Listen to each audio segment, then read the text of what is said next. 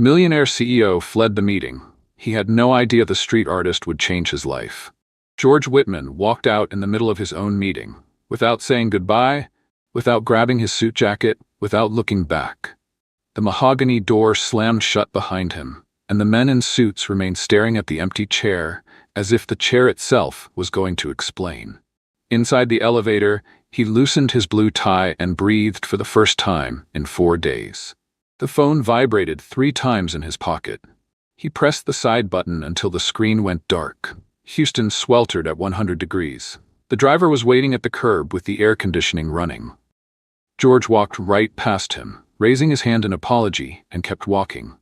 5 blocks, 7, 10, until the hot sidewalk gave it to the yellow grass of a nearly empty square.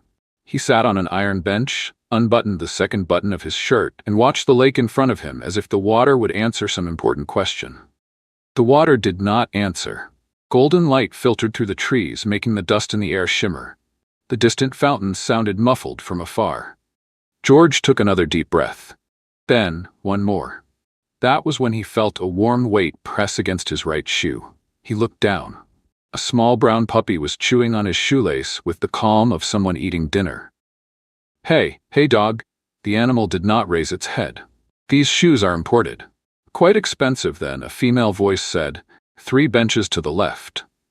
George turned. Sitting cross-legged on the backrest of the other bench, with a sketchbook resting on her knee and a pencil held between her teeth, was a woman with brown hair tied up slightly crookedly, a t-shirt with dried paint along the hem, and sneakers of a color that no longer existed. Milo, get off the gentleman's shoelace. Milo kept chewing. Milo, seriously. The dog sighed as if doing a personal favor, let go of the shoelace, and went to lie down a couple of feet away, keeping an eye out for new opportunities. Sorry, she said without sounding sorry. My dog has a nose for sad millionaires. George blinked. Does that actually exist? Of course. Smells like an imported existential crisis. He opened his mouth, closed it. His eyes fell to the half-chewed shoelace. Are you drawing me? I am. Without asking. If I asked, you'd look different. People always do. She turned the sketchbook for a second. George caught a glimpse of his own tight jaw, his own slumped shoulder. It wasn't a portrait. It was a diagnosis on paper. Who gave you permission? The park is public, and you sat right in front of my light. George adjusted his posture without realizing it, directing his gaze back to the lake. The woman laughed softly. There. You ruined it. Straightened up too much. What? Your posture. You were real. Now you're posing. I'm not posing. You are. She tilted her head. You look far too expensive to be so broken. The sentence landed between them and stayed there, occupying the bench like a third person. George let the words hang in the air for 3 long seconds. You don't even know me. I don't need to. She pointed the pencil toward her own face. The eyes. Someone who's doing fine doesn't arrive at a park sweating inside a suit on a 100-degree day. He looked down at his own shoes. At the chewed shoelace. At the phone vibrating for the 4th time. I'm having a hard day. You're having a hard year. The day is just what spilled over. George laughed. It was short, almost a startle. The kind of laugh that escapes before the brain understands what is being said. It had been so long since the last time that the sound felt strange in his own mouth. What did you run away from? I didn't run. Nice shoes on yellow grass, loosened tie, phone ringing for 20 minutes without you answering.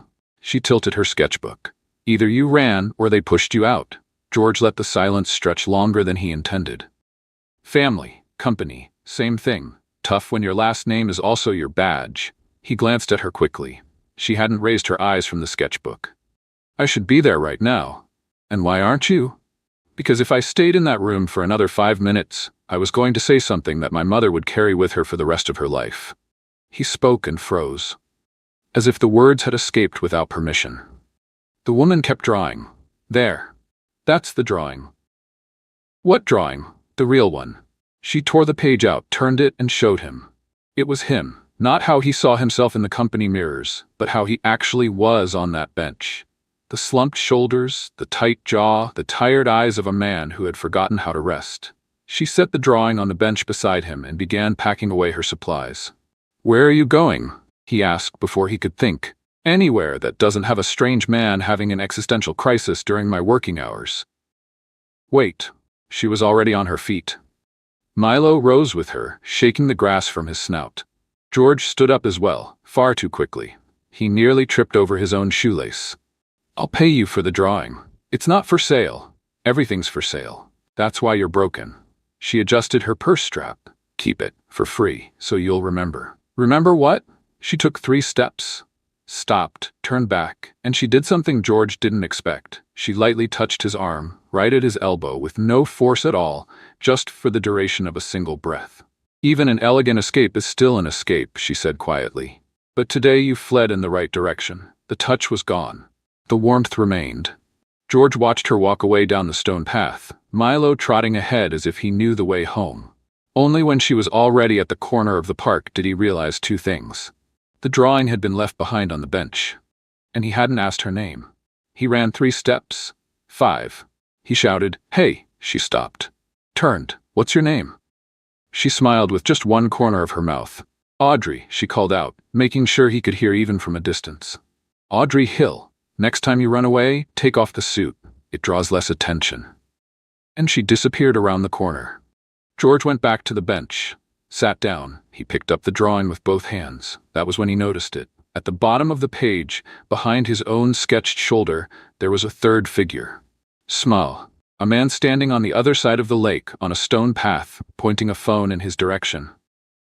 A man George hadn't noticed during the entire hour he had been sitting there.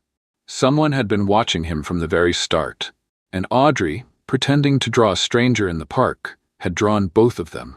George felt a strange chill run down the back of his neck. Because, for the first time that afternoon, he realized that perhaps it hadn't been just a chance encounter.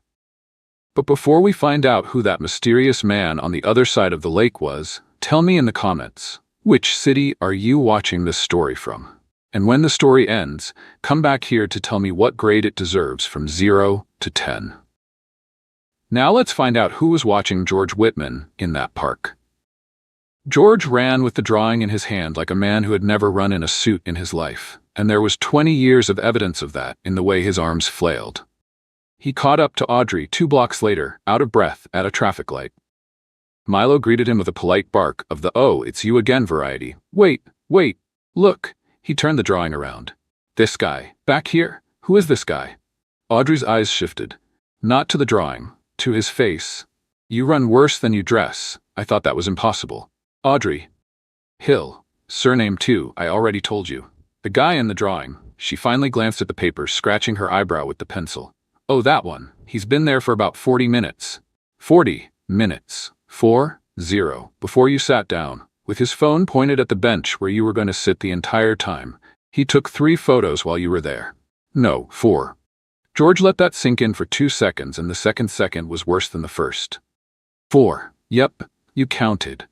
I draw people, gentlemen. I notice. The light changed. She didn't cross. Look, I don't know you, and frankly, I'd prefer to keep it that way, but as a professional artist, I have ethics." She pointed her chin toward the other side of the street.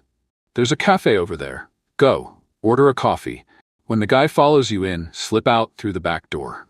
I drew the layout of that cafe last week. It has a back door. You drew the layout of a cafe. It's a phase. Don't judge. Can I just go home? Do you want to go home with a strange guy taking photos of your front gate?" George blinked. No, exactly. Milo, during this conversation, had found a fast food bag on the ground and was seriously considering eating the paper too. "Milo, no." Audrey sighed.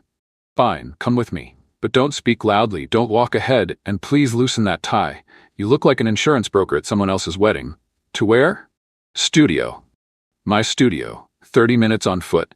Then you make whatever calls you need to make and get out of my life. Deal?" "Deal." They walked for 16 minutes before George spoke again. "It's far. It's cheap. The two don't always coincide. You said 30. I said 30, so you wouldn't give up in the first 10. The building stood on a narrow street in the East End, squeezed between an auto repair shop and a storefront that had closed in some year no one remembered anymore. 3 floors. Exposed brick. A rusty fire escape on the outside that looked like it had given up on being stairs a long time ago. George stopped on the sidewalk. "Is it here?" "It is. Here in the sense of nearby here, or here in the sense of right here?" "Right here." Oh, she turned the key, threw her shoulder against the door 3 times, and the door gave way with a creak that George thought only existed in movies. The door doesn't close? It does. It just doesn't believe in itself. They climbed 2 flights of stairs. On the 2nd floor, she stopped in front of a green door with a red paint mark that had dripped one day and no one had ever cleaned up. Look, before I open it, what are you allergic to? Why? Nothing. Just curiosity. She opened it. The studio was a single room, high ceiling, 2 huge windows, and an organized chaos that seemed to have been planned by someone in a trance. Canvases leaned against every wall. Easels stood in 3 different positions. A sink served as a workbench. An armchair featured a flower pattern that belonged in the 70s, and a bucket, right in the middle of the floor. George took a step. Audrey took a step. Audrey's foot kicked the bucket head-on. The bucket rolled 10 feet, hit the wall, came back 1.5 feet, and stopped slightly crooked, rocking back and forth. The room fell silent for 2 seconds. Audrey looked at the bucket, then at George. It's decoration. It's decoration. Conceptual. What concept? Resistance. She crossed her arms. The bucket resists its function. It goes back and forth. It never completely belongs to the floor. Audrey, it's art, George. Water is dripping from the ceiling right into it. She looked up. The ceiling, in fact, was releasing a drop every 2 seconds with the precision of a Swiss watch. Fine. She pulled the air through her nose. That's the reason for the bucket. But the concept is also valid. The two can coexist. George laughed. It wasn't a small laugh this time. It was a laugh that came from his chest, the kind that requires support against the wall to keep you from falling over. Audrey watched him laugh, as if she were seeing a rare animal drink water for the first time in the zoo. Why are you laughing so much? I don't know. He wiped the corner of his eye. It's been a long time. A long time since what? Since I laughed like this. She let the words hang in the air for a moment, then she clapped her hands twice. Well, sit down. Not in that chair. That one broke last year and no one has worn it yet. In that one over there. In this one. No. In that one right next to it. George sat, the arm chanked 2 inches deeper than he expected. Milo climbed onto his lap without asking, spun 3 circles, and lay down. He accepted you, said Audrey, surprised. Milo doesn't accept anyone. He once nibbled on a city councilman. You know city councilman? I drew the campaign. They didn't pay me. Is that why you pinched him? That's why I let him. The light flickered again, and went out. The entire room plunged into a thick gray. Only the 2 windows held on to the last remnants of late afternoon. The ceiling fan slowed down, gave 2 more lazy spins, and gave up. Well, great, said Audrey in the dark. It took long enough. Does this happen often? Every Tuesday and Thursday. The other days are a surprise. George heard her move, bump into something, mutter something against a piece of furniture, open a drawer, close it, open another. Wait. He felt his pocket. I have a flashlight. In your pocket? Keyring. My father gave it to when I turned 18. What kind of father gives a keyring flashlight? The kind who said that a prepared man never stumbles in someone else's darkness. What a profound and completely meaningless thing to say. He was like that. The faint bluish light turned on, pointing to the ceiling, and revealed, in a corner of the room that George hadn't scanned yet, a shelf with 3 half-burnt candles. Audrey brought 2 of them. George lit the first one for her, with the match she found in the drawer. He held the matchstick as she brought the wick close. Their hands remained an inch apart for longer than the wick required. Audrey lit the second one by herself. There. She placed both on top of an upturned crate. Poverty with dramatic lighting becomes a concept. George scanned the room. The candles had changed the entire place. The peeling walls turned into texture. The bucket became a silhouette. The 70s armchair turned into cinema. Do you live like this? I do. Alone. With Milo. She glanced at the dog in his lap. Who apparently lives with you now? George laughed again. Shorter, more on the inside. Why did you do that in the park? Do what? The drawing, for me. She let the silence stretch before answering. She lit a 3rd candle that wasn't needed. Cleaned a brush with a rag that was already clean. Fiddled with something that didn't need to be fiddled with. You were sitting like a man about to make a wrong decision. She held his gaze. I draw the right people, doing the wrong thing. It's kind of my specialty. You think I'm going to make a wrong decision. I think you already made it. This morning. But you can undo almost anything if you remember who you were before the suit. George was left without an answer. He focused on his own hands, on the chewed shoelace, on Audrey, on the other side of the candles. Not everything that looks like a ruin is finished, she said, quietly. Including the ceiling. I'll fix it. He laughed through his nose. And it was during this laugh that his gaze fell upon a canvas leaning against the wall, behind the easel. It was half covered by an old sheet, but the sheet had slipped just enough to show a piece of it. A shoulder. A neck, half of a jaw. The jaw was his. He stood up. The armchair groaned. Milo jumped down from his lap with the face of someone who had been betrayed. George went over to the canvas. He pulled off the sheet. The portrait was half finished. Oil paint. A man sitting, shoulders heavy, gazing into nothing. The face was exactly his. But the paint at the edge of the canvas was dry. In that way that oil paint only gets after a very, very long time. Audrey. He didn't turn around. How long has this canvas been here? That she didn't answer right away. George. How long? The middle candle crackled. 7 months. 7 months. George repeated the words without turning. The middle candle crackled again, as if in agreement. Audrey moved behind him. She picked up a rag, put it down. She sat on the crate beside the candles. I can explain. You painted my face before you met me. I painted a face, which happened to become yours. Audrey. Fine, she took a breath. January. There was an interview of yours playing at a cafe where I worked. The sound was turned down. I didn't even hear what you said. But you had a look. What look? Of a man who is losing a fight that no one knows he's fighting. George let the silence stretch longer than he intended. And you painted it. I paint people with that look. It's what I do. You are number 43. There's a 44 over there too if you want to see. It's a woman crying at a bus stop. He turned. He glanced at her, then at the canvas. I believe about half of what you just said. Healthy. She pointed toward the other chair. Sit. You've been standing for 4 minutes, and the dog has already adopted another father. Milo, on the backrest of the armchair, wagged his tail without opening his eyes. George sat, but slowly, like someone who hasn't quite decided whether he's going to stay. Outside, a clap of thunder exploded. Not the kind that warns you, the kind that arrives acting like they own the place. Audrey jumped up. Perfect. She went over to the window. That was all we needed. What? A storm. I have a leaky jar in the kitchen that becomes an art installation every time it rains. Wait. She vanished for 2 seconds behind a curtain that separated the studio from a kitchen that was roughly the size of a bashful closet.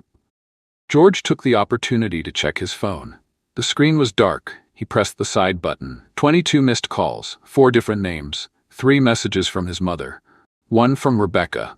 He shut off the screen before reading them. George? Huh? Come here a second. He went. Audrey was standing on top of a chair, holding a glass jar underneath a spot on the ceiling that was starting to release drops, a new spot. The bucket in the middle of the studio now had a cousin in the kitchen. Hold it. The jar? The chair. The chair doesn't believe in itself either. George held the chair. Audrey raised the jar. The drops began to fall inside with a methodical plop, plop, plop. There, she climbed down. Now we can talk. Audrey, do you live like this? I do. Alone. You already asked me that. I know.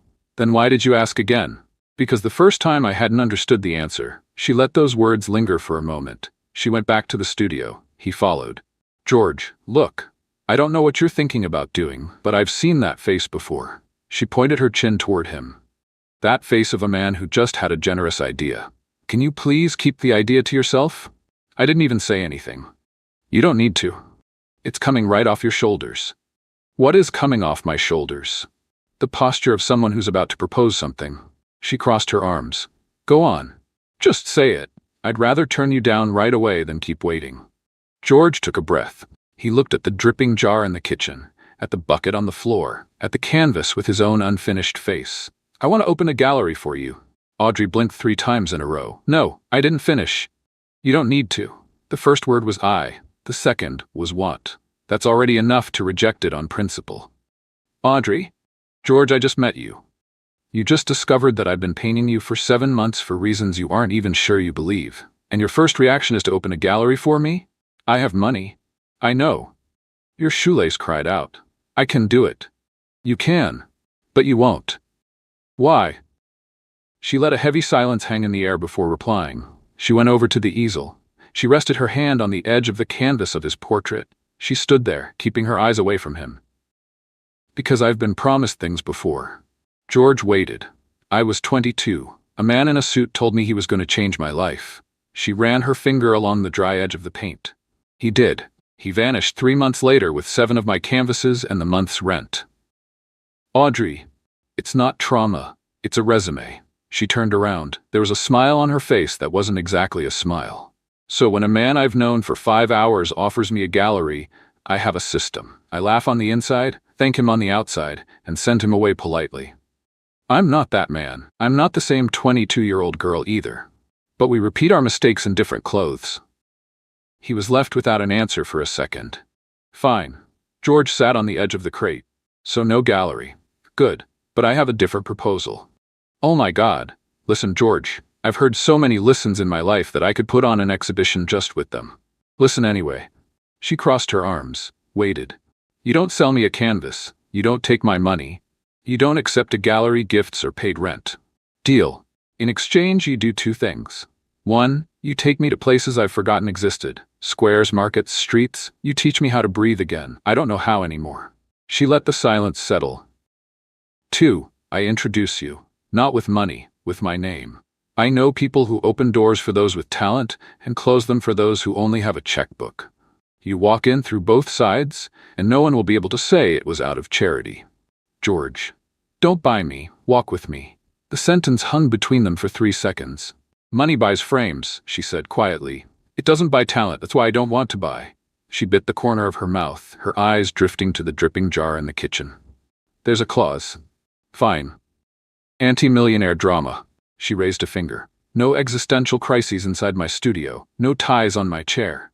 No drivers waiting on the corner because your driver is out there, George, I noticed. There's a black car on the corner that's been there for 40 minutes. Really? Look out the window. He checked. There was. Fine, he sighed. Anti-millionaire drama approved. And one more. You never ever call me a project. Deal. She reached out her hand. He shook it. Her hand was smaller than he expected, firmer than he expected. He let the moment stretch before letting go. So did she. The shake lasted 3 seconds longer than a handshake usually does. Audrey was the first to look down. Where do I sign? He asked. The contract. The contract. You spoke of a clause. A clause means a contract. George, I was joking. I wasn't. He pulled a pen from his shirt pocket, taking a piece of paper from her sketch pad. Anti-millionaire drama. Never call her a project. You teach me to breathe. I introduce you without money.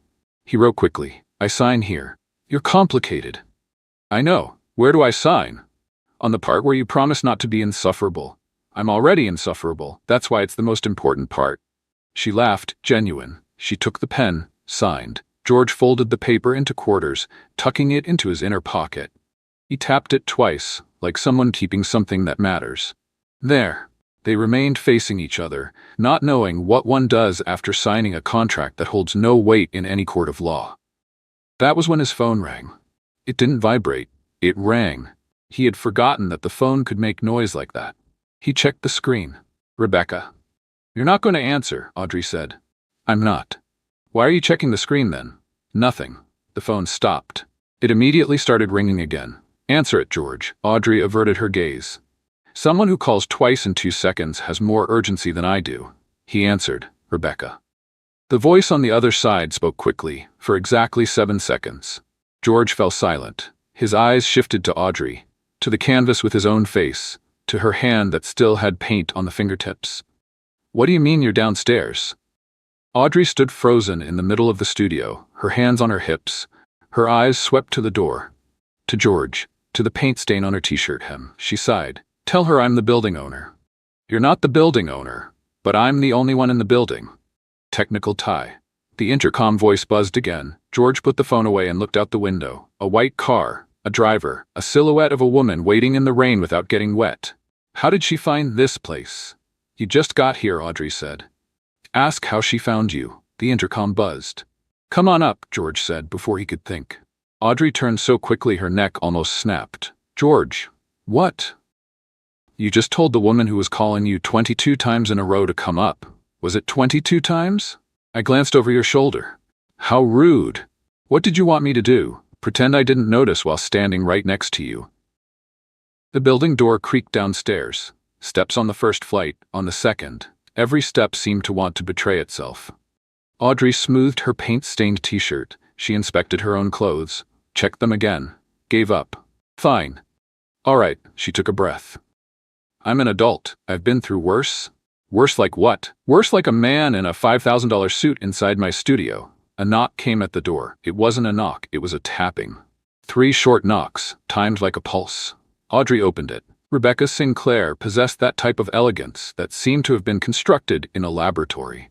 Dark hair, styled to look intentionally messy. Beige dress without a single drop of rain on it. She appraised Audrey for 2 long seconds, from head to toe, then returned to her eyes. You must be the artist, she said, with a smile that was polite enough to cut. And you must be the storm, Audrey replied without blinking. It stopped outside. It's starting in here. Rebecca let out a single laugh, short, polite. George. Rebecca. Your mother called me because you weren't answering her. She stepped in 1 pace, just 1. I came because your mother can't climb 3 flights of stairs. I know. Did you get offended? I know my mother doesn't climb 3 flights. You know a lot of things today. She scanned the room, at the bucket, at the dripping jar in the kitchen, at Milo, who had opened one eye and closed it again. Interesting place. Thank you, Audrey said. It wasn't a compliment. I know. The 2 locked eyes for another 3 seconds. George had the distinct feeling that if he left the room at that moment, he would return to find one of them living there and the other gone forever. Rebecca turned to George. Your mother asked me to let you know that Thursday's event remains confirmed. I know about the event. She told me to let you know, George. Noted. And she told me to tell you that she expects you in a blue tie. My blue tie is on a park bench in Houston. Rebecca didn't flinch. Buy another one. She glanced briefly at Audrey once more. Very quickly. A look that was almost sympathetic but didn't quite get there. It was a pleasure meeting you and seeing your work.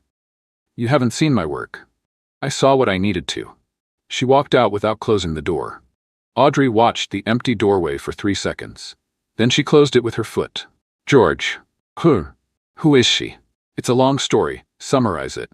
An arranged marriage set up by my mother. Arranged marriage. Agreed upon between families when we were 12. 12. Renegotiated when we were 25. Renegotiated. I signed the engagement proposal this morning. Audrey stood frozen. For 2 seconds, she couldn't even cross her arms properly. She walked over to the window, scanned the street below, and turned back. That's what you signed this morning. Yes. Before fleeing the meeting. Yes. George Whitman. She closed her eyes, opened them. You're the worst client this emotional contract has ever had, and I haven't even started charging you yet. 3 days later, George was standing in a white marble corridor at the Sterling Hotel, with 5 assistants running around a 20-foot screen that had just displayed the blue screen of eternal anguish. It was the annual presentation for Sinclair Holdings Marketing Group, Rebecca's family's company. 300 guests seated, press, investors. The logo of the campaign of the year, which had cost $8 million. And the computer wouldn't turn on. What do you mean it won't turn on? A silver-haired director asked. Why won't it turn on? The button is right there, sir. The technician pressed the button. Nothing. Press it again. I pressed it 12 times. Press it 13. Sir. George glanced toward Audrey, who was leaning against a marble pillar in borrowed black trousers and a blazer, holding a glass of water she hadn't touched. Why did I come here again? She whispered. To observe the market. George, the market is on the floor. That's why you came to observe. A woman with a tablet came running. Mr. Whitman, the presentation begins in 4 minutes. The main slide is gone. It's gone. It got deleted from the server. We have the audio. We don't have the image. Backup? It was on the main slide. Backup of the backup. Sir, George took a breath. Is there an easel? Is there a what? An easel, paper, brush. In here? Yes, there is. Bring it. He turned to Audrey. Can you draw the entire campaign in 3 minutes? George? You can. I haven't even read the campaign. I'll explain it to you in 40 seconds.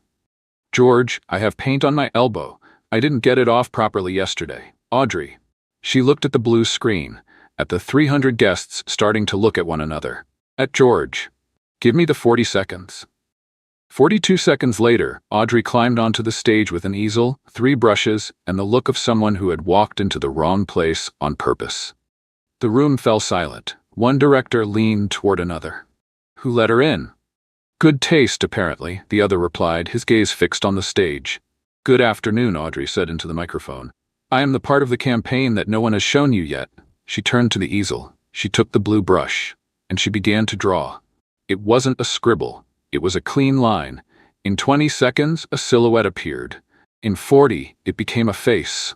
In 1 minute, it was the entire concept of the campaign, only with a detail that the original campaign didn't have. The consumer looking back. She spoke as she drew. Short sentences, direct. You sell products to people. She brushed. Your campaign shows people looking at the product. She brushed. So no one buys it. You know why? Silence. Because no one wants to be seen buying, she said, drawing a line. People want to be seen being. Your campaign shows the sale. The campaign that works shows who the person becomes after the sale. She took 3 steps back. The drawing was finished. It was simple. It was obvious. It was exactly what the original campaign had forgotten. Creativity doesn't wear a badge, she said into the microphone, but it works better with coffee. 4 seconds of silence. Then came the first clap. Then the second.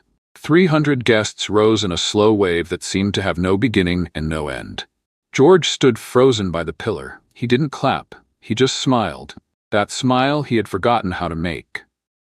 The smile that used all the right muscles for the first time in 7 months. Audrey climbed down from the stage. She walked straight to him. She didn't say anything. She just took the glass of water that was still full. Drank it all in one gulp. I hated every second of that, she said. You were brilliant. I know. That's why I hated it. At the back of the hall, behind the 3rd marble column, Rebecca Sinclair stood watching. She had witnessed the entire presentation. She hadn't applauded. When her aunt, the owner of the Sterling, came over asking who that new artist was, Rebecca replied without taking her eyes off Audrey. No one. Yet. And she smiled. The kind of smile that comes in as an error and goes out as a solution. 3 days after the presentation, George was in his office on the 32nd floor of Houston, appraising a golden invitation on the desk as if the invitation were a trap. It was an invitation. It was a trap. Annual charity dinner, Texas Agricultural Land Preservation. Reverie Hotel, Saturday, 8 p.m. black tie. Mr. George Whitman and guest. The word guest had been handwritten by his mother, in blue ink, with the firm handwriting of someone who had already decided which guest. Mrs. Whitman entered without knocking. Mothers don't knock. George, you read the invitation. I'm reading it now. You're going with Rebecca. I'm not going with Rebecca.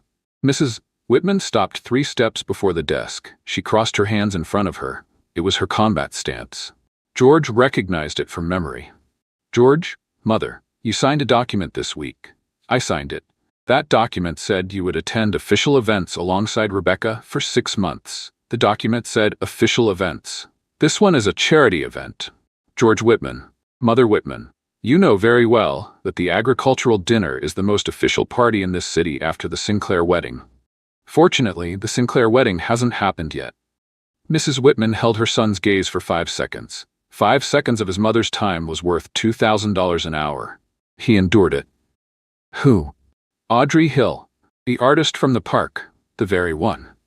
George, Mother, I can go with whoever I want. The contract with the Sinclair family speaks of marriage.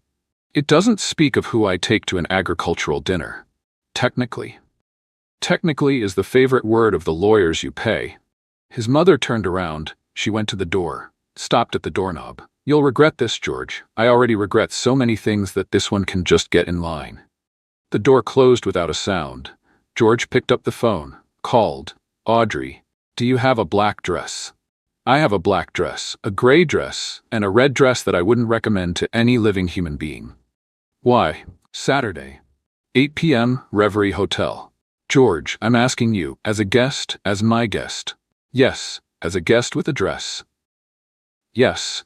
You understand there will be people there who have known you since you were 12, I understand. You understand your mother will be there. More or less, you understand Rebecca will be there too. George let 2 seconds of silence slip by. Audrey, I know. Why then? Because I'm tired of going with who they tell me to.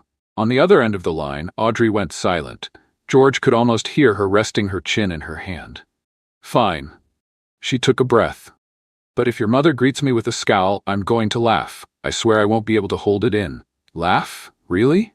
And loudly. Saturday fell like a sentence. Audrey stood in front of a full-length mirror, inside a silver dress that the stylist George had sent had left in the studio with a note, asking her own reflection how exactly her life had turned into this. "You look beautiful," George said from the other side of the door. "I look like a luxury utensil wrapped as a gift. You didn't look like one just now. I will look like one at the dinner. Wait." The Reverie Hotel held 1,000 guests that night. Golden chandeliers dripping light over round tables, live jazz playing softly from a live quintet, the scent of expensive perfume accumulating in the air until it turned into an invisible fog. The richest people in Houston, all in the same place, wearing the same clothes and displaying the same toothless smiles. George offered his arm. Audrey accepted. They entered together. 11 heads turned, then 13. Then the entire hall. "I warned you," Audrey whispered. "I look like silverware. You look like the only real person here." George. That's the kind of compliment that costs money later. George's mother was standing near the chocolate fountain. No one even had to point her out. When an 80-year-old woman standing near a chocolate fountain is the most motionless thing in the ballroom, it's her. "Good evening, Mother." "George, this is Audrey Hill." Mrs. Whitman swept her eyes over Audrey from head to toe. She didn't say hello. She didn't extend her hand. She evaluated the dress, evaluated the shoes, evaluated the hand holding her son's arm. "Hill," she repeated, as if tasting a bad word. "Hill from where?" "Hill from Texas," Audrey said with the most polite smile of her career. "Like Houston. Like the dinner." Mrs. Whitman turned to another person who had just arrived. That was it. That was the conversation. Audrey watched her retreat for 2 seconds. George squeezed her elbow. "She's like that with everyone." "No, she isn't." "Fine, she isn't. I appreciate the honesty." They went to their table. A round table. 8 seats. 7 already occupied. The 8th was marked with a thick paper card that read Audrey Hill, guest of Mr. George Whitman. "Guest," Audrey read quietly. "Nice. Very specific. Sit." She sat down. She looked at the seat across from her. Rebecca Sinclair smiled at her. From inside a red dress, hair tied up, 2-tier earrings. "Audrey," Rebecca said, in the voice of someone who had already tasted every dish of the evening and had an opinion on each. "I didn't know you would be able to come. I didn't know you were going either. I organize half of the dinners in this city." "What a pity. I organize half of my rent payments, too." The other 6 guests at the table pretended not to hear. One of them coughed into his napkin. Audrey examined the row of silverware in front of her. 4 forks, 3 knives, 2 spoons. A tiny golden drop on top of an empty plate that she couldn't tell if was a decoration or food that had shrunk out of fear. She nudged George with her elbow. "What is this spoon for?" "Dessert." "Great. I was almost digging my escape." "Audrey, I'm joking, George, more or less." The waiter filled her glass with iced mint tea, the kind that appears in fine dining with actual leaves and everything. Audrey raised the glass, toasted politely with the others, and took a sip. Swallowed. Thought about it. She inspected her glass once more. "George, there are leaves floating in my tea. It's decoration." "Swimming decoration. Mint." "Why is the mint whole? Why wasn't it crushed like ordinary tea?" "Because it's an expensive dinner, Audrey." "I see. The more expensive the food, the more things float." "Brilliant. I'll take notes." She raised the glass half an inch higher and faced Rebecca, who was observing the conversation with the expression of someone who was taking notes as well. "To life's little pleasures," Audrey said, and drank the rest. Rebecca laughed. It was a soft, extremely polite laugh, the kind that costs $5,000 a year in posture lessons. "George, where did you discover this young lady again?" "I didn't discover her." "Funny, from the way she converses with a mint leaf, I would have bet you did." The entire table fell silent. Those 3 seconds hung in the air like a whole month. "Rebecca," George said, "I'm just curious." She rested her chin in her hand. "Is it a social experiment? Like one of those documentaries where they take someone from one side of the city and dress them up on the other?" "Rebecca, I find it fascinating, educational even, for all parties involved." Audrey set the empty glass on the table, slowly, without making a sound. "Rebecca," she said, in that tone she used in the park when someone stepped right in front of her light. "Money buys education. Too bad some people demand a refund." Mrs. Whitman, who had arrived to greet the table at that very instant, remained with her hand resting on the back of Rebecca's chair, freezing mid-gesture. One of the guests dropped his fork onto his plate. Rebecca blinked 3 times in a row. "Excuse me? You heard me." "I heard you. I just didn't believe it." "Repeat it to yourself in your head. It might be easier to process." George pulled back Audrey's chair and stood up with her. He didn't let go of her hand, making it clear to the entire table whose place that was. "Mother." He faced Mrs. Whitman. "Rebecca." Table. He looked at the other 6 guests who had already given up on pretending they weren't listening. "Audrey is my guest. She isn't an experiment. She isn't a project. She isn't charity." "George," Rebecca said. "I'm not finished." The table froze. "She is here because I asked her to be, and she accepted. And if that bothers anyone at this table, I offer you the door with the same warmth you offered the dinner." He didn't wait for an answer. He turned Audrey around, and they walked. They crossed half the hall before Audrey could catch her breath. "George, I know, I know, in front of your mother. I know, you'll pay dearly for this. I know." She stopped in the middle of the hall. She took his hand, not with force, with permission. "Thank you. You're welcome. Class doesn't come in a dress." She inspected her own hand held in his. "It comes in the silence after cruelty. You stayed silent until silence needed you. Then it came." He held her by the waist again. "Closer this time." "Want to leave?" "I do." They walked toward the door. George pulled his jacket from the hanger, put it on. Audrey adjusted the shoulder of her dress, and as he turned to open the door for her, something fell from the inner pocket of his jacket. Small, almost invisible, a piece of paper folded into quarters with slightly smudged ink on the edge. It fell onto the red carpet at the entrance. Slowly. Neither of them noticed. The door closed behind them, and on the other side of the hall, Rebecca Sinclair walked with the calmness of someone who had already watched the movie 3 times. She stopped exactly on top of the folded paper, bent down, picked it up, opened it, read every line of the emotional contract handwritten by George Whitman that very week. The clauses, the signatures, the "never call me a project." She smiled, and it was a smile that shouldn't exist in any ballroom. The elevator rode up 35 floors in silence. Audrey took off one shoe, took off the other. She held both by the strap, as if she were carrying 2 tired little animals. "Where are we going, George?" "Up. Up is the sky, George." "Are we going to heaven?" "Almost." The door opened onto the terrace of the building where his office was located. Not in the event hall, not in the rooftop bar, on the maintenance terrace, water tank on one side, antenna on the other, and the entire Houston skyline opening up in front of them as if someone had spilled a box of lights on the ground. "George, you brought me to the roof. I brought you to the place where I come when I don't want to be anyone." She stood frozen at the doorway for 2 seconds. Her eyes swept to him, to the lights, then returned to him. "All right, I forgive the roof." The wind was warm. That Houston summer breeze that feels like a hairdryer left running. Audrey walked barefoot to the edge. Not the absolute edge. The edge before the edge, where there was a cement wall at chest height. She rested her elbows on it. "Sirens," she said. "Where?" "Far away. Listen." He listened. There was indeed a siren, muffled, somewhere in the city. "There's always one," George said. "There's always someone somewhere having a worse night than you are." What a wonderful thought for a man who just introduced me to his mother. "I'm trying, I know it. That's why I stayed."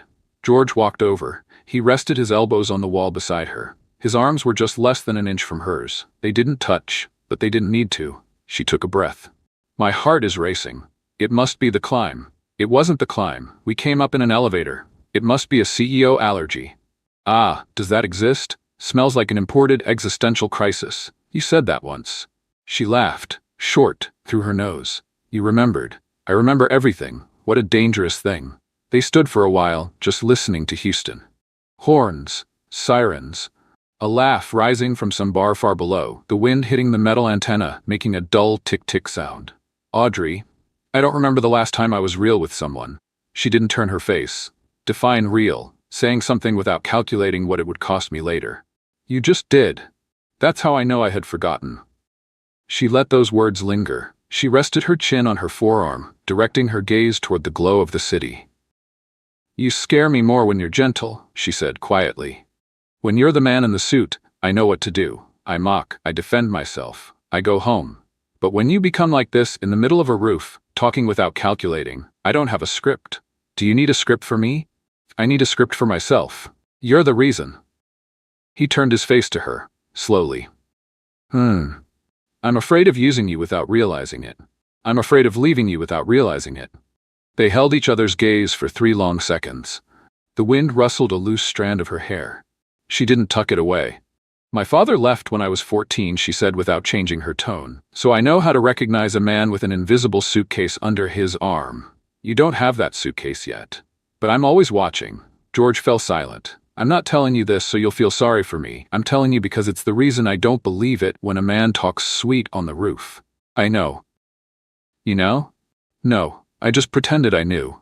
Sorry, he took a breath. But I can learn. She laughed. It was a choked laugh. You're so bad at lying that I want to hug you just out of respect. Audrey, I'm gonna choose you. The sentence fell between them and remained there, occupying the entire roof. George, not today. Today I can't. But I will. You signed an engagement proposal this week. I know. You have a mother. You have a family, a company, a last name. I know. You have everything set up to go wrong if you choose wrong. I know. Why then? Because I come to you without needing to pretend. She held her breath for a second. Let it out. George Whitman. Audrey Hill. You just made everything much harder for me. I know. You know a lot of things today. That's the second time I've been told that this week.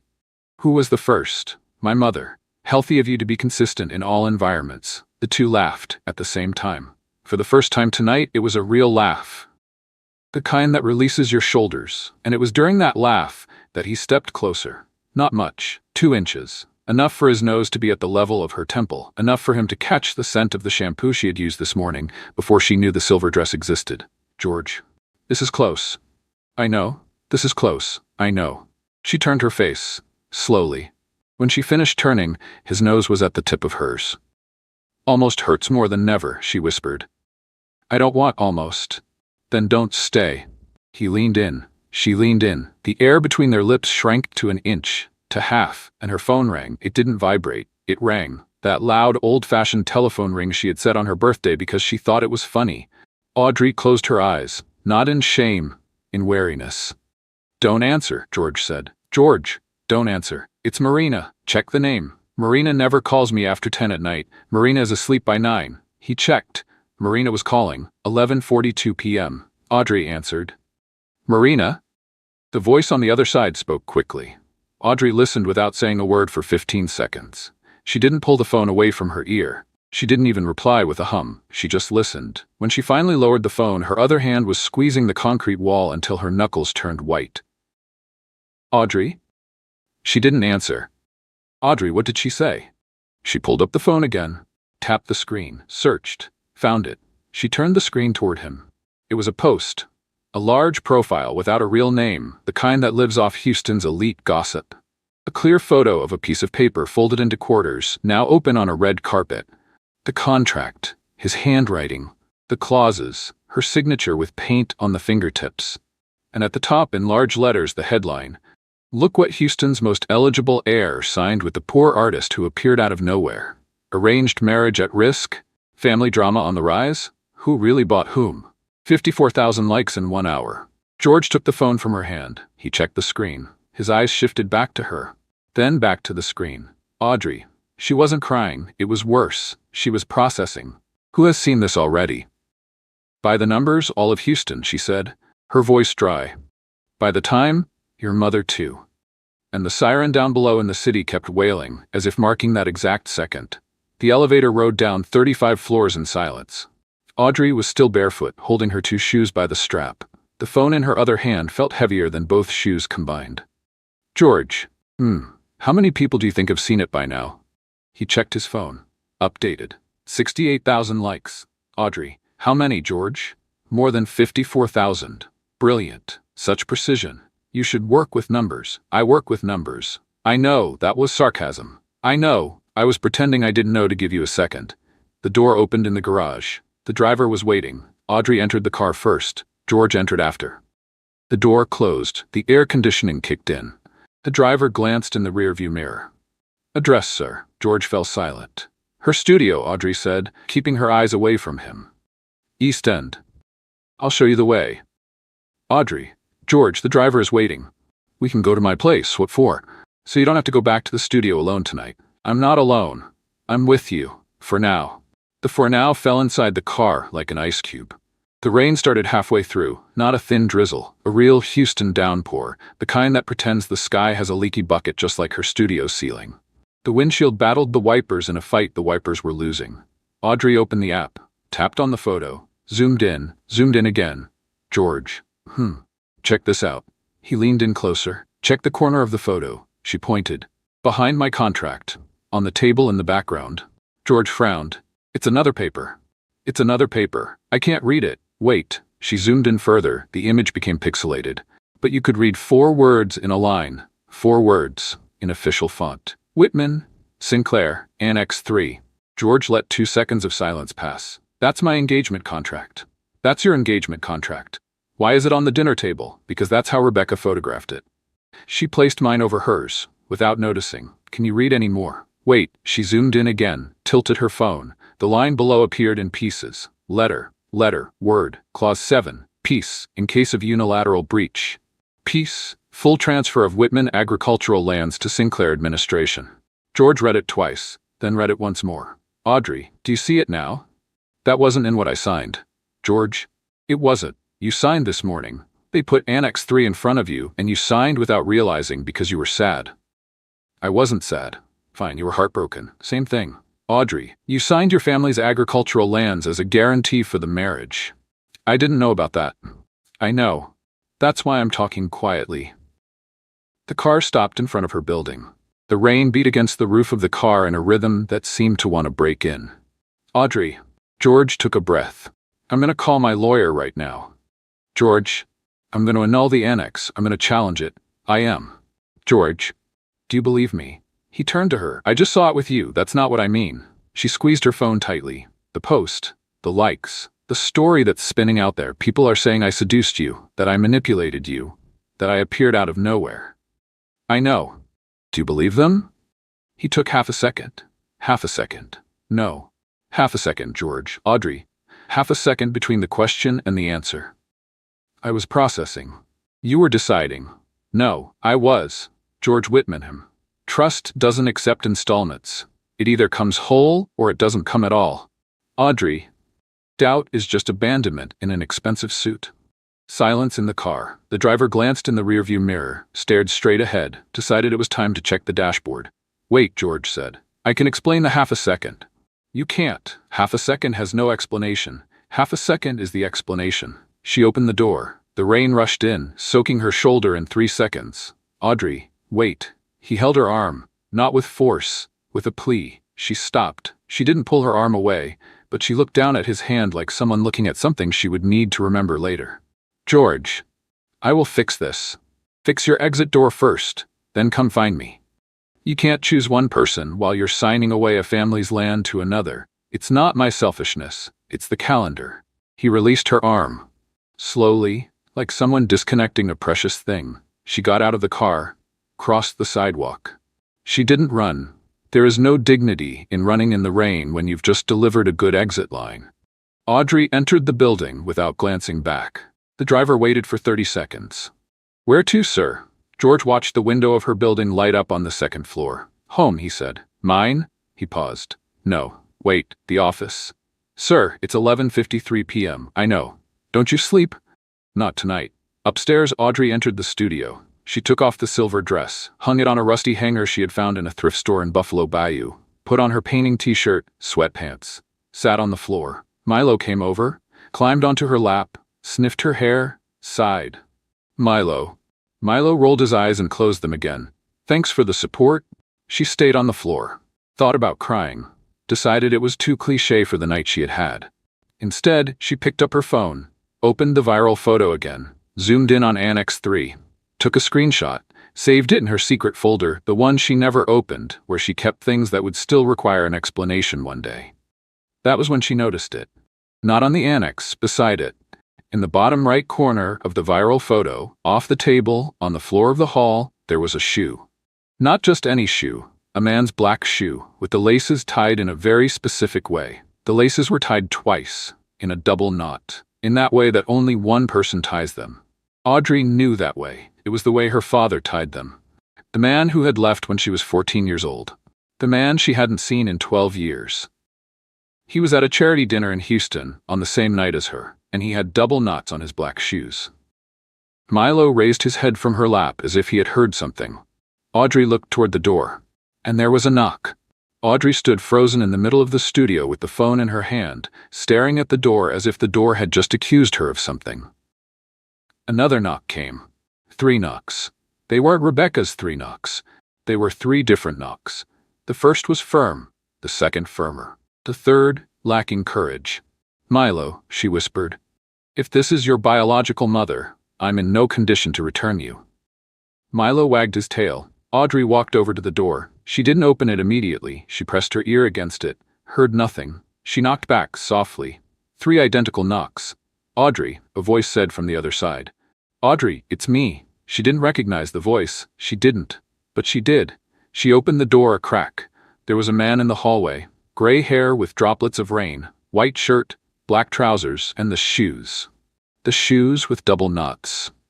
Audrey stood frozen with her hand on the doorknob for 3 seconds. The man stood still too. Both were doing the same thing, trying to recognize a new person in an old face. "You've grown," he said. It was literally the only thing I could do. He laughed. It was a short, timid laugh. Audrey didn't laugh back. "Can I come in?" "No." "Fine. You can. But only because the hallway is worse than the room." She opened the door further. He stepped in 3 paces, stopped in the middle of the studio. He scanned the bucket, at the dripping jar in the kitchen, at the easel, at the canvas with George's half-finished face. "You still paint. I still exist. It covers both things. Audrey. Mr. Hill. You never called me Mr. I'm saving words. It's going to be a long night." Milo during this entire conversation was making internal calculations. He sniffed the man's right shoe, sniffed the left, sniffed the hem of his trousers. He looked up at Audrey. She shook her head once. Milo bit the hem of the trousers. "Milo. Milo is right. Don't disrupt his work." The man moved his foot away slowly. Milo let go, returned to Audrey's lap with the air of someone who had accomplished a mission. "Audrey," he tried to start again. "I spotted you." "Where?" "In the ballroom." The room fell silent for 2 seconds. "You were in the ballroom." "I work for the Sinclair family. I always go to these dinners." "I stay in the back. I don't sit. I stand near the service entrance, waiting to see if anyone needs anything." "You were there when I arrived. I saw you walk in." "You saw me walk in." "Audrey, I couldn't believe it. I spent the entire night behind that column watching to see if it was you. I thought I had gone crazy." "Brilliant. Welcome to the club. I saw you speak with the Whitman heir." "You saw." "I saw you reply to Rebecca." "You saw." "I saw you leave with him. And then you followed me." "I called Rebecca first." The room fell silent for another second. Audrey placed Milo on the floor, slowly, like someone placing a precious cup in the sink. "You called Rebecca Sinclair. I work for her. It's been 8 years. You work for her. Agricultural administration, farmlands. I take care of the farm contracts. You take care of the contracts. Audrey, you take care of them." "I called asking who that girl from the park was that the heir had brought to the dinner." He squeezed his own elbow. "She mentioned your name, Audrey Hill, and you connected the dots." "I did." 12 years later. 12 years later. Audrey stood in place without moving an inch for 3 seconds. Then she grabbed the studio key, Milo's leash, and the thin jacket she had hung behind the door. "Audrey, Mister, where are you going?" "Anywhere that isn't here." "Audrey. You show up 12 years later working for the family of the woman who is trying to destroy me today. You want me to sit down and chat? I didn't know it was you when you entered the ballroom." "Brilliant. You never know. It's your trademark." "Audrey, retrieve the spare key from my door before you leave. It's under the mat where it's always been. You know, you're the father who taught me that hiding spot." She walked out without closing the door. Milo trotted behind. Mr. Dre Hill remained standing in the middle of the studio, unsure whether to sit or follow. He opted for the worst of both worlds. He stayed standing. The park was almost dark. The yellow illumination was lit on 1 lamppost, dark on 2. The wet leaves on the ground clung to Audrey's wet sneakers. The lake possessed that black color of when it reflects a starless sky. She sat on the bench where it had all begun. the iron bench. Milo climbed onto the seat next to her. She took the first drawing from her pocket, the one she had handed to George on the first afternoon. He had returned it to her on the night of the agricultural dinner without saying why. She had tucked it into the inner pocket of her jacket. She examined the drawing, swept her gaze over the lake, inspected the drawing again. That was when she heard footsteps on the stone path. George stopped 10 feet from the bench. Wet shirt, wet hair, no suit jacket, no tie, no suit. For the first time since she had met him, he was dressed like a normal person and looked lost because of it. "How did you find me?" "You mentioned the park where it all began once." He stood there. "I remember everything. You said it, I said it." He took another step, stopped. "Audrey, George, I called my lawyer." "Good for you. Clause 7 is being contested. It will take time, but it will fall."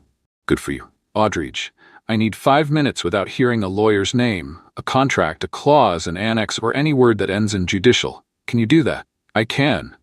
He sat on the ground. Not on the bench, on the ground, facing her. He crossed his legs like a schoolboy. "Milo would forgive you," she said, keeping her eyes away from him. "He has low standards." "And you?" "I have standards." He laughed through his nose. She almost laughed too. "Almost." "George, My father left when I was 14. I know, you told me. He knocked on my door tonight." George held his breath for 2 seconds. "Audrey, he works for Sinclair Holdings. Audrey, it's been 8 years. He kept watching her, not knowing which word to start with. Audrey kept watching the lake. "George, great. Exactly like my plans that never existed. I'm going home. Go to my place." "Audrey, I can't stay with you right now. Not because I don't want to, because I don't know what else is going to show up knocking on my door tomorrow, and I need to find out without a Whitman by my side when I do." He stepped closer, slowly. He knelt beside the bench. He took her hand, not with force, with a farewell. She let him hold it for 3 seconds, then she let go, slowly, finger by finger, like someone disconnecting a precious thing. "Sometimes walking away is the most honest way to love," she said. "I read that once on a tea card. I thought it was cheesy. Today I understood." She placed her first drawing on top of the bench, facing up, for him. She stood up, called Milo, walked away along the stone path. George remained kneeling on the ground for another minute. He picked up the drawing, folded it, tucked it into his shirt pocket over his chest, near his heart. He stood up. He walked back to the car like a man who had forgotten how to walk. Dawn. 32nd floor. Empty office. Only George's desk lamp turned on. He opened the wall safe. He pulled out the green folder labeled Whitman, Sinclair, marriage contract. He leafed through it. Found Annex 3. Read Clause 7. Read it again. Read it a third time. His eyes fell to the last page, where the signatures of the involved parties and the witnesses were. His signature was there. Handsome, tired. Rebecca's signature was there. Elegant, trained. His mother's signature was there. Firm, old. And at the bottom, in the technical witness space, in small print, was a fourth signature George hadn't noticed on the morning he signed. Daniel Hill, Agricultural Administration, Sinclair Holdings. George Whitman sat in his chair slowly. And for the first time in his life, he understood that the story he was in was much larger than he had imagined. Mrs. Whitman's house had 7 windows facing the garden, and she chose exactly the one with the least shade to have breakfast. That was how she did everything, in the light that made it best to observe others. "Mother, George, I know about Daniel Hill."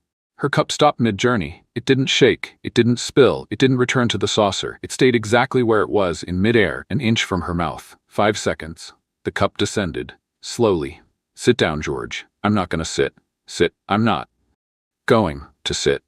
Mrs. Whitman placed the napkin on her lap, folded it, unfolded it, folded it again. It was what she did when she needed to win 3 seconds to decide which version of the truth she was going to use. "George." "Mother, who told you?" "I read it." "Where?" "Annex 3, page 11, technical witness space, small print. Beautiful, by the way. Were you the one who chose the font?" "George, yes." "Mother, please don't ask me to sit again."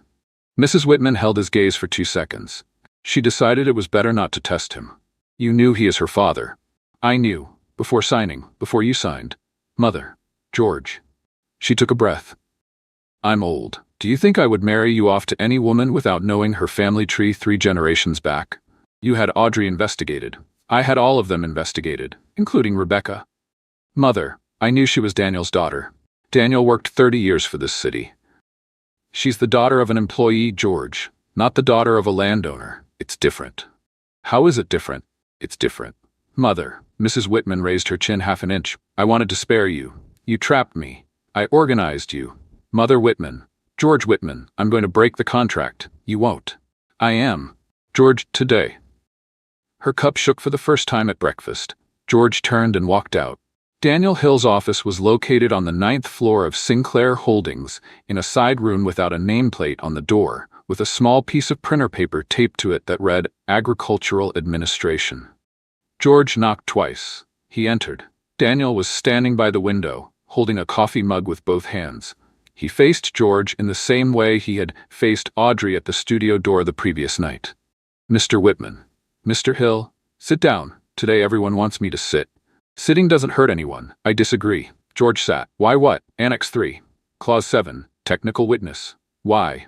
Daniel set the mug on the desk. He sat down as well. He fiddled with a pen, left the pen, picked it up again, put it down. There was another clause. There was what? There was a clause 9. He faced George. Before 7 became 7. It was 9. It was worse. Worse how? Full transfer, not administration, transfer. The Whitman farmlands were going to Sinclair in case of a breach. No return. No right of repurchase. No term limit. George fell silent. I've worked for Sinclair for 8 years. I saw Clause 9 come off the printer. I fought. I negotiated. I spent 2 months in the legal department room arguing that a permanent transfer was an abuse. I managed to reduce it to temporary administration. 7 years. Reversible with compensation. You improved the contract. I improved the contract. Why did you sign as a witness? Because that's what was left. Either I signed that, or someone else was going to sign Clause 9. He looked down at his desk. I signed it to reduce the damage. You knew it was the engagement contract between Whitman and Sinclair. I knew. You knew your daughter existed. I knew. You didn't look for her during these 12 years. No. Why? Daniel fell silent for longer than George expected. Because she was going to receive me exactly the way she received me yesterday. George took a breath. Mr. Hill. Mr. Whitman. When you signed this contract as a witness, you knew your daughter existed somewhere in this city. I knew. You knew she was an artist. I knew. You knew she could one day stumble upon the Whitman name or the Sinclair name in her life. Mr. Whitman, I didn't even know she still lived in Houston until yesterday evening, when I noticed her enter the ballroom. Do you really believe that? I do. I prayed for her to be in Boston, in Chicago, anywhere far from here. I took this job to stay close without showing myself. It was the best paying cowardice I've ever committed. Clause 7 is going to fall today. I figured. The administration of the lands returns fully to the Whitman family. I figured. You're going to lose your job. I figured. I'm sorry, I'm not. George stopped at the door. Daniel. George, go talk to your daughter. Not today. When she's ready. But go. I will. George closed the door behind him. At noon, the marble staircase of Sinclair Holdings was packed with 42 journalists. Microphones from 8 different networks. Cameras, reporters speaking in low voices, checking the angle of the light. They were waiting for an official comment on the viral post. They were expecting a man in a suit. George walked down the steps in dark jeans and a gray t-shirt. The flashes began before he opened his mouth. Mr. Whitman, is it true that? Mr. Whitman, does Mrs. Audrey Hill? Mr. Whitman, is the engagement? He raised his hand. They fell silent. A CEO trained for crisis has that effect. He raises his hand and 40 journalists shut their mouths. Too bad he wasn't there to use his CEO training. He pulled the microphone from the pedestal. The microphone slipped from the stand. It made a loud click that echoed through the entire staircase. 3 journalists laughed. A female journalist picked up the microphone from the ground and returned it to him. George thanked her without facing her. Good afternoon. He took a breath. He looked at the flashes, at the microphones, at his own hand trembling as it held the device. A CEO trained for crises, defeated by feelings, he said quietly, more to himself than to the journalists. The 3 journalists laughed again. It helped. He straightened his posture. I came here to say 3 short things. 1, he held the microphone with both hands. As of today, Whitman Holdings formally separates from the Sinclair Group. All business alliances between the families are being broken. The lawyers are already notifying them. 40 cameras rose 4 inches all at once. 2, he continued, The marriage contract between the families is being annulled by me, without compensation to the opposing party.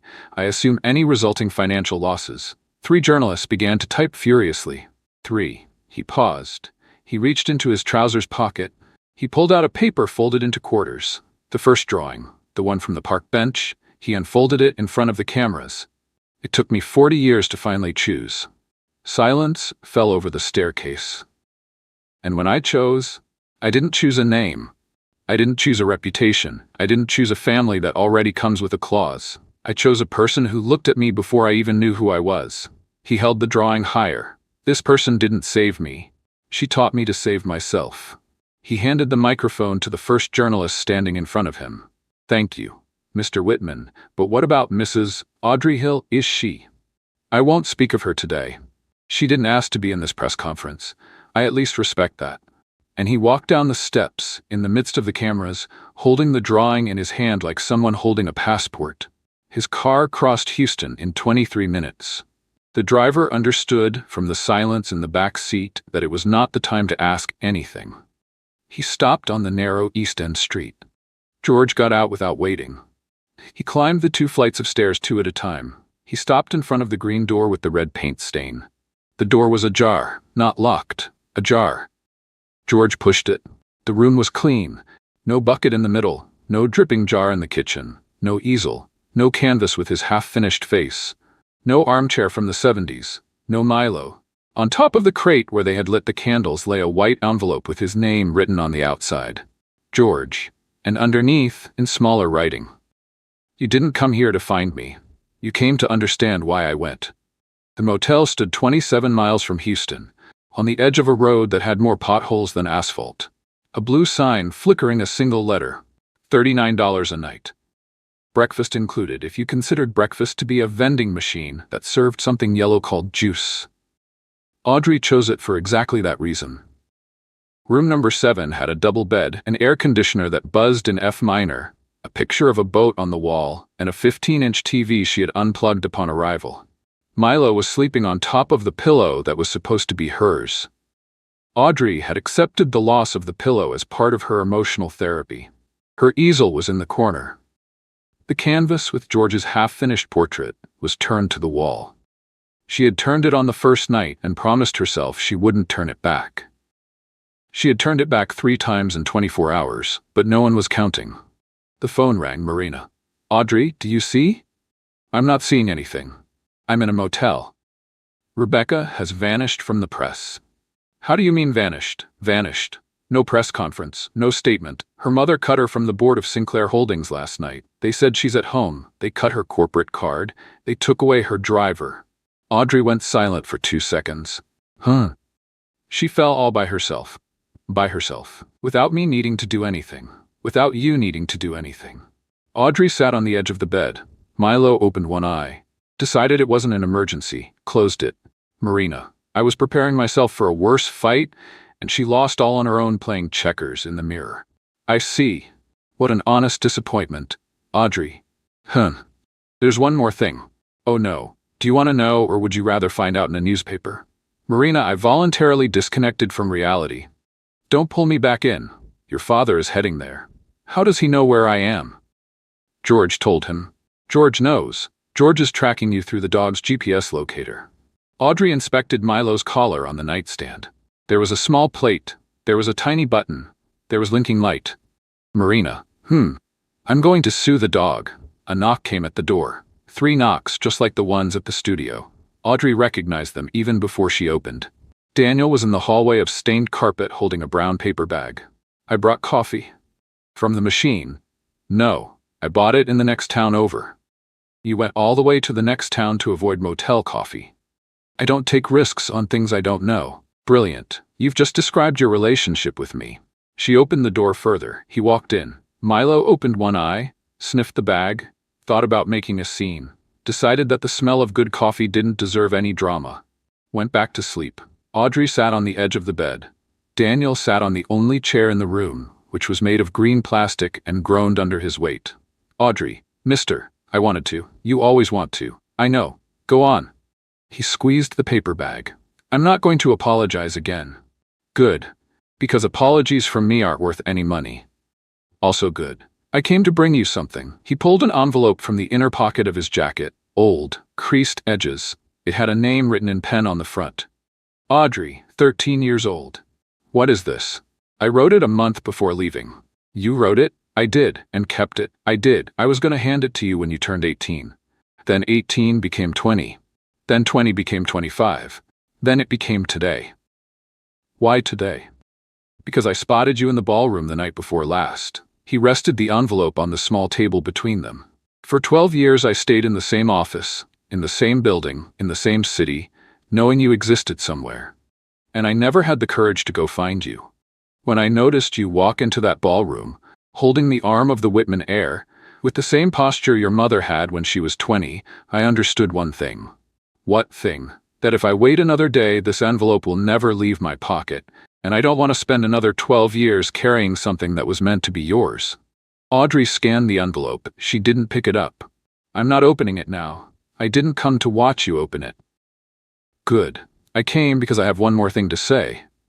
What thing? I was a coward. I already knew that. But the cowardice had nothing to do with you. Go on. It had to do with me. I didn't know how to be a father in a place that was the size it was. So I went to be an employee in a place that was my size. It was easier.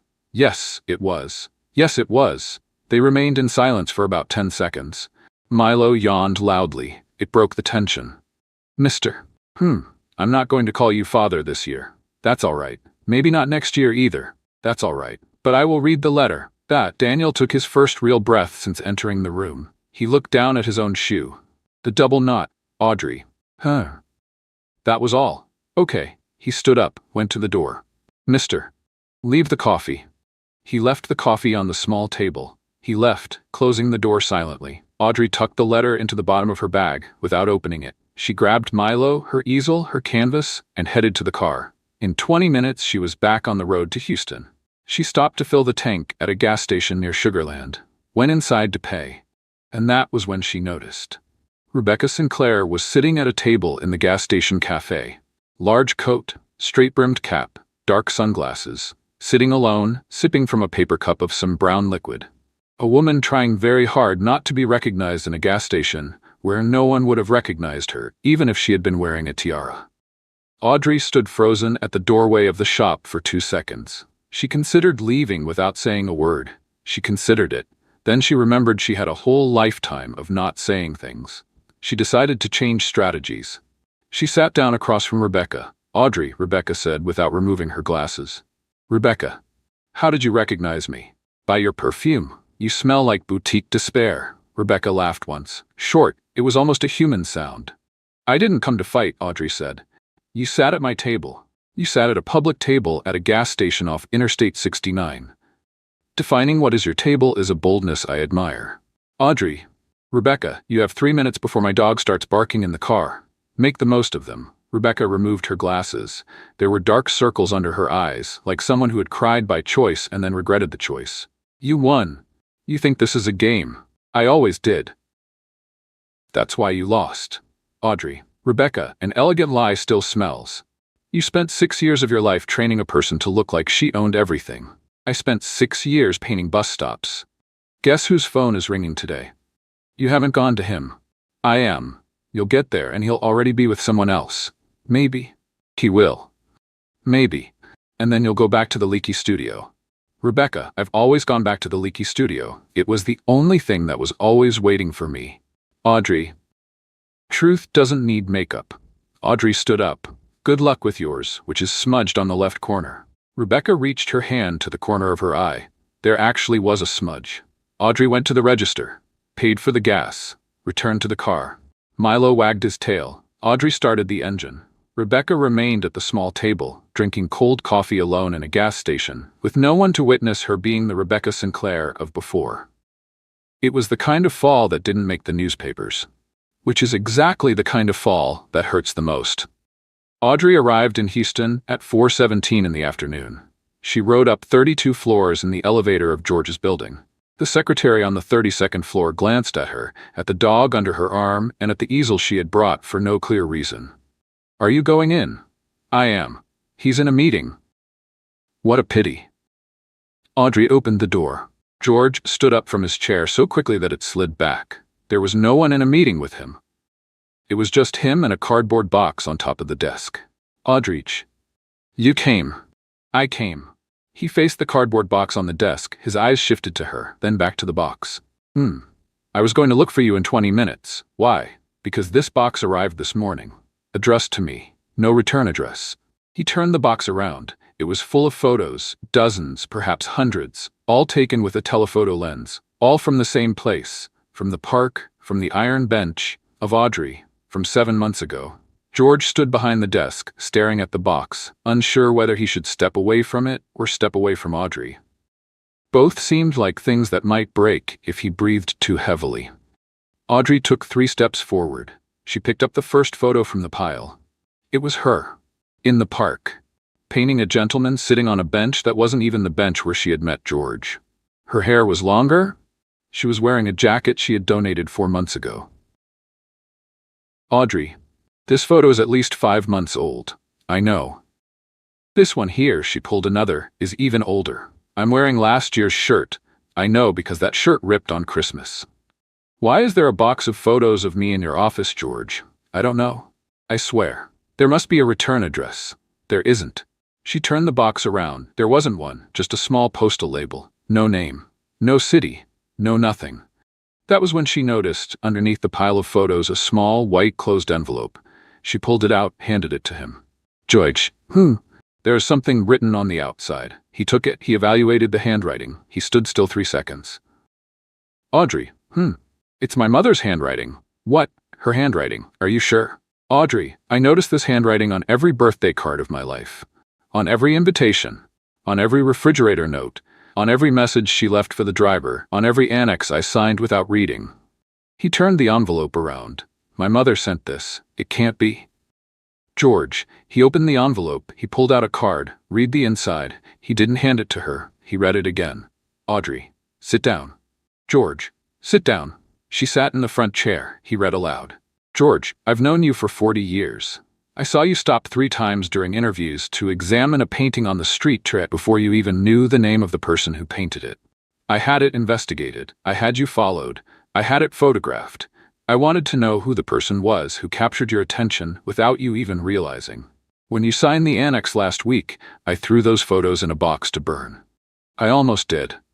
Today, after your press conference, I decided to send them, not as a threat, as a surrender. I was wrong. Silence filled the room. Milo opened one eye from beneath the chair. George, there's more. Read it.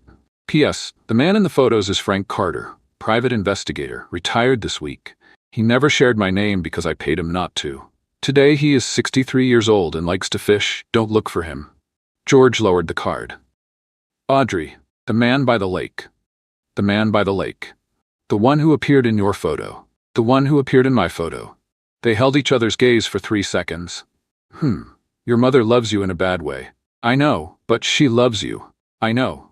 That's the worst kind, you know. I know. Milo yawned.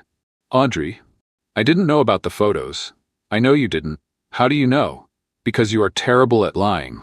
The first time I spotted you, you pretended you were fine. I believed 0% of it. He laughed through his nose. It was his first real laugh since she had walked in. Audrey sat in the corner chair. She pulled her father's letter from the bottom of her bag. She inspected it. She evaluated the white envelope from Mrs. Whitman. She scanned both. George. Today is the day of letters. Apparently. Turn around.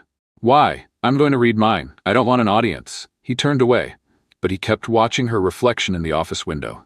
He couldn't help it. Audrey opened the old envelope. Audrey, 13 years old. She pulled out the sheet. It was a ruled notebook page folded 3 times. Her father's handwriting was worse than she remembered. She read for 30 seconds. Exactly 30 seconds. George timed it on his watch without realizing. She folded the page again, slowly, placed it in her coat pocket on the inside, all the way to the bottom. Audrey, everything okay? Yes. Do you want to? No? Okay. Let's go to the park. Right now. Why? Because I've just read 2 letters in 10 minutes, and I need some air before I read the third. Is there a third? No. But if I stay in this room for another 5 minutes, someone will show up with one. The park was in the middle of sunset. That specific Houston sunset that looks as if someone spilled mango juice in the sky and no one cleaned it up. The lake reflected orange. The trees were exactly at the point where they turn into silhouettes. Audrey walked barefoot. She had taken off her shoes in the car. Milo trotted ahead, stopping every 15 feet to sniff things for reasons only he knew. "Sit," George said. "Where?" "On the bench." "On the bench?" "On that bench over there." She inspected it. It was the iron bench, where it had all begun, where she had met a man who was far too expensive to be so broken. Audrey sat down. George remained standing. "George, sit down." "George, I'm going to get a stiff neck looking up at you." George Whitman. He pulled a paper from his back pocket, folded into quarters. "That paper?" "Arj Whitman. I don't have a ring. It's okay. I had one. I bought it." "You bought it?" "About 3 hours ago. But I left it on my office desk. I'm a man who has emotionally surrendered 6 times in 1 week, so a logistics failure was to be expected, George. I have this instead." He unfolded the paper. The first drawing. The portrait she had made of him on that first afternoon, with creased edges from so many pockets over so many weeks. "I wanted to give you the ring, but I think this here weighs more." "George, Audrey." He knelt on the stone path of the park. Milo, who had been sniffing a bush 10 feet away, turned his head in a mechanical motion, evaluated the scene, thought it was time to participate. Milo came over. Milo spotted the drawing in George's hand. Milo decided the drawing was a new toy. Milo jumped, snatched the drawing, ran off. "Milo," George said in the voice of a man who had planned this scene for 3 hours. "Milo," Audrey said, in the voice of a woman who had accepted that this was what her life was. Milo ran 3 circles around the bench, looked at the 2 of them, decided this part was the best. Ran 2 more circles. "I'll go get it," George said. "No, leave it, Audrey." "Leave it, George. Sit down." He faced her from the ground. "Sit down," she repeated. "Sit here on the bench, with me." He sat down. Milo, noticing that the humans had stopped paying attention, stopped too. He returned. He dropped the chewed drawing at the foot of the bench, climbed onto Audrey's lap as if nothing had happened. "Even the dog approves," George said. "He approves of anything that involves running," Audrey said. "But he came back." "He did." They both sat staring at the chewed drawing on the ground. "George." "You were going to ask something." "I was." "Ask it sitting down. I don't need the knee. But you deserve the knee." "George, Audrey." He took her hand, both hands. "I was a man far too expensive to be so broken my entire life. You held my gaze on that first afternoon and said that out loud. It took me 7 months to understand it was the most useful thing anyone had ever said to me. I'm not going to promise that I'll be perfect. I'm only going to promise one thing, that every time I have to choose between what is easy and what is you, I will choose you, even when it's hard. Especially when it's hard." Her eyes were already overflowing, but she still managed to laugh. "George, marry me before I think too much. You've spent your entire life thinking too much. That's why I need you now." George Whitman. Audrey Hill. "My non-existent plan turned out great." "Is that a yes? You're terrible at guessing, but today you're right." She placed both hands on his face, pulled him in. It was slow. It was fast. It was everything at the same time. And their first kiss happened on the iron bench of the park where an artist and a man far too expensive had found each other 7 months later, without knowing they had already been looking for each other for much longer. Milo yawned in her lap and closed his eyes. 1 year later. The park was in the middle of sunset again. The same iron bench, the same trees, the same stones on the ground. Audrey had never painted any place as many times in her life as she had painted that park in that last year. She was sitting on the bench with the easel in front of her, hair tied slightly crookedly, t-shirt with dried paint, sneakers of a color that no longer existed. The ring on her finger was simple, thin, no stone, no Texas Elite shine. Audrey had chosen it herself in a small jewelry shop in Galveston where the owner called everyone sweetheart. Milo was sleeping on the bench next to her. Audrey. George arrived along the stone path, gray t-shirt, jeans, no suit, no tie. In 1 year he had only put on a suit 3 times, all 3 to go talk to his mother. "George, your mother-in-law sent word that dinner is at 7. Is she talking to me again?" "She's talking about you." "It's progress." Audrey laughed. She wiped her brush on a clean rag. "How is she?" "Difficult, always, but she's coming to dinner. Really. Really. For the first time in 1 year, an American miracle." Audrey, she wants to see the new studio. She's going to cry. She will, but she deserves to cry for the right reasons at least once in her life. The new studio was in Montrose. High ceilings. 4 large windows. No bucket in the middle of the room. No dripping jar in the kitchen. It had her name on the door in black hand-painted letters by Daniel himself, who had shown up 3 months after the wedding with a paintbrush in hand and one terrible excuse after another. Audrey let him paint the door. Daniel spent 1 year coming over every Sunday, without asking for much, without promising much. Audrey still didn't call him father. But Milo had stopped biting the hem of his trousers. It was a start. George had remained at Whitman Holdings. The agricultural lands had returned in full. The company became smaller without the Sinclair Group. It became more his. He left at 5 in the afternoon now. Before, he left at 9. The difference, according to Audrey, was the difference between a man and a planner. Rebecca Sinclair had moved to Connecticut. No one commented on it anymore. No one needed to. The Whitman Gallery of Contemporary Art opened in October. Audrey didn't accept the name being hers. Whitman sells more than Hill, she said. Let's use the surname that opens doors and invest the profits in those who don't have any door at all. George laughed for 1 hour. The gallery's first exhibition was of 14 street artists from Houston.